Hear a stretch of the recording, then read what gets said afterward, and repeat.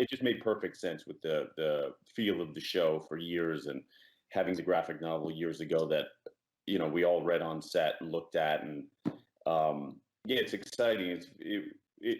With the characters, and going forward, I thought it was something that I was actually saying I would love maybe in the future for there to be a spin-off or some other wild world of the Blacklist in this kind of dimension of graphic novel. So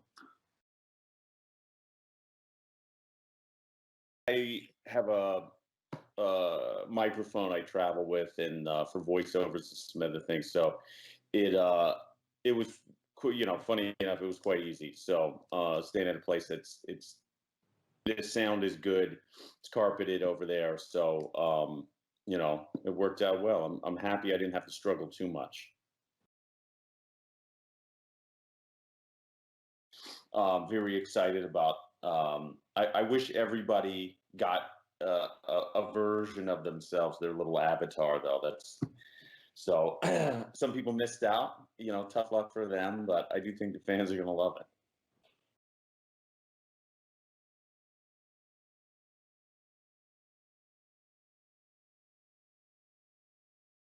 We also thought about the possibility of just using still images from comic books. Originally, the first few years of the show, there was a Blacklist comic book, because in many ways, the series has sort of a graphic novel vibe to it.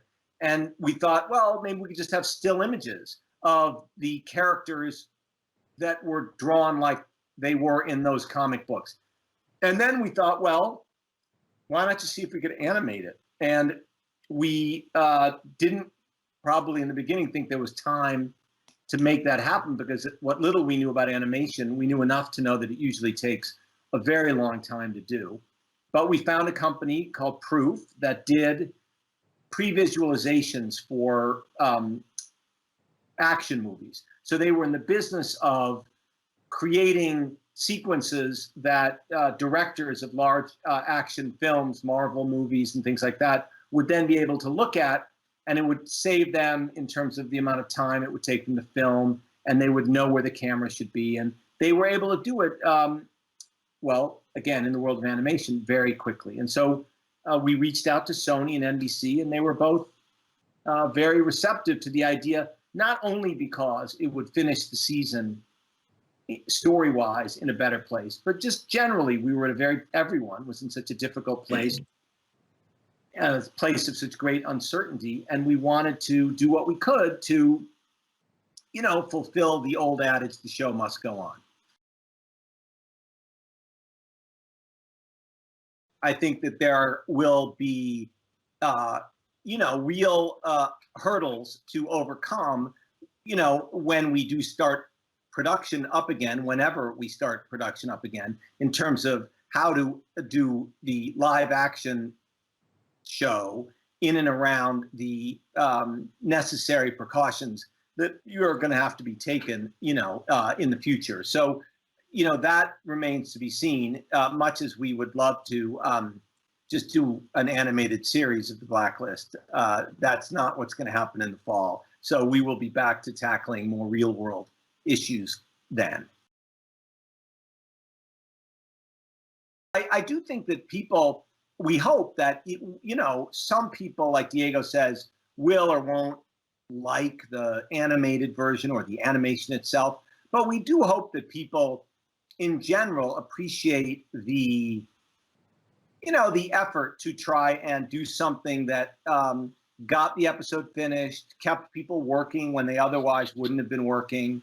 It was partly that desire to keep people, going during the quarantine that was behind our desire to do it. So hopefully people will appreciate those reasons that the episode got completed, in addition to their hopeful appreciation of the animation itself. One of the discoveries is it takes a lot of work. It is a lot more work to do an animated episode, particularly from scratch.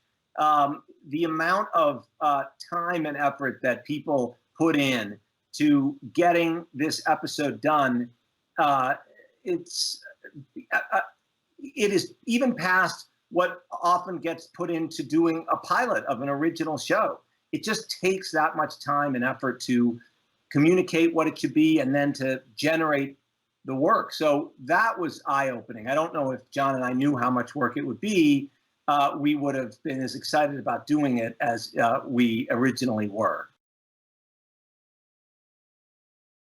The animators, I think the editors who worked incredibly hard on this as well, because they were getting the animated sequences or just pieces, and they would have to edit it into and around the live action scenes, and they would often comment on the volume of options that they had to pick from, because with animation they could get the close shot, the wide angle, the high angle, the low angle. They had like 50 different things to pick from. And, I like to think that the animators who did it with us, they'd never done something like this. Like I mentioned, they do pre-visualizations for movies. So their animation has actually never been seen by audiences before. Their animation is usually watched by a director who then films what they pre-visualized for him. So they were very excited about the possibility of their work actually seeing the light of day.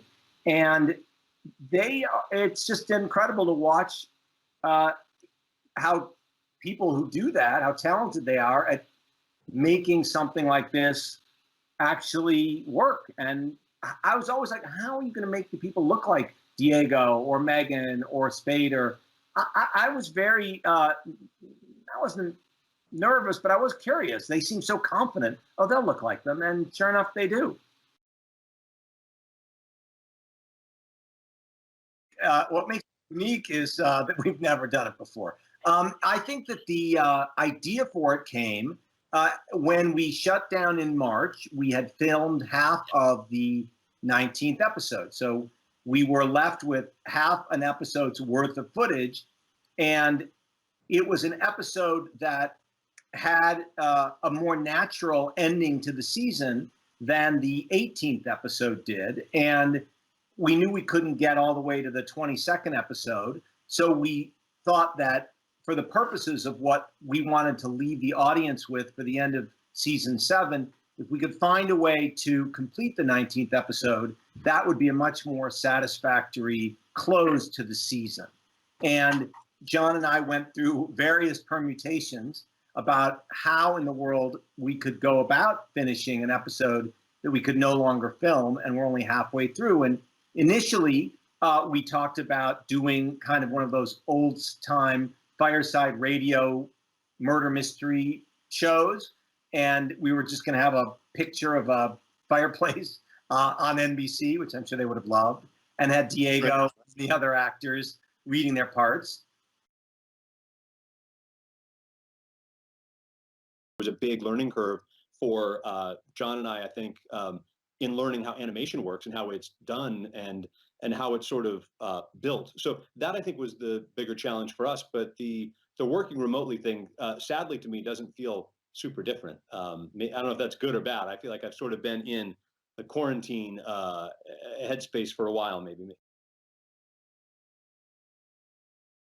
Part of what was crazy about it is trying to find like the look of the show, right? Like the animators who probably weren't super familiar with the show anyway. I mean, they're working in London and Atlanta, and they're sort of giving us images of what these scenes might look like. And we were in a constant conversation with, what does the show look like? Are we super close? Is it are the frames all kind of dirty with drifting glass and windows moving in front of the frame? Like, where do you put the camera? Or how can you part of what was exciting about it was trying to figure out, well, what couldn't we do if we were really shooting this? Like, we have a scene that involves a helicopter and an escape. In production, we never would have been able to do something as fun as what we're able to do in the episode. There's a couple sequences like that where we're like, all right, well, this scene was supposed to take place in some secret apartment. Could we set it on the Washington Mall? In some ways, it was fun to sort of open the show up and do things that we typically can't do just because of the restrictions of production. No, but it is true. There's people like, working with London, we're having a couple phone calls a day with the different animators, wherever they are in all these crazy time zones, where we'll get a cut, first, really late at night. We'll watch it first thing in the morning. We'll sort of have whatever our notes are, then hop on a quick conversation. And so while one team is sleeping, the other is watching or working on the animation, and vice versa. And so it really has been a sort of 24-hour process where around the clock people have been chipping away at it in all kinds of versions, whether it's the actors, recording their dialogue wherever they are, with James, Diego, Megan, a couple of the guest players in the episode. It's literally like John and I sitting there. They're sending out, their first pass of it, and John and I are sitting on a Zoom call, Googling Diego, looking at different photos, going, well, wait a minute, is his hair sort of like this? I think the bridge of his nose may be a little bit different. So we're sort of deconstructing what all the actors look like, and everyone's chiming in, from the editors to John and I to the animators. And so we had a number of passes where each day we would look at a character and sort of note it and try to find what the essence of that character looked like. And not only doing that, but also trying to do it in a way that felt like a graphic novel, that felt like the animated cartoon version of the show.